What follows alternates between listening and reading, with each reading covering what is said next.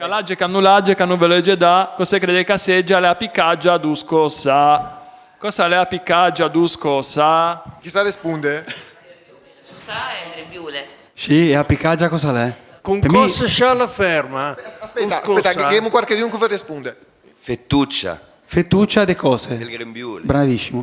Però appicaggetta. Olè, sto finaccio tu lì. Anche. Niatri penso di fare in presente, in regalo a Ciusueno do corso. E dunque, Mattia, ti che te in campione da coccina e che anche Cusenese ti vede lungo meglio, sempre meglio, ti dobbiamo regalare a Maggetta parle musenese. Così magari ti puoi portare anche in giro ai amici, magari anche agli altri. Cosa te ne dici? Sì, grazie.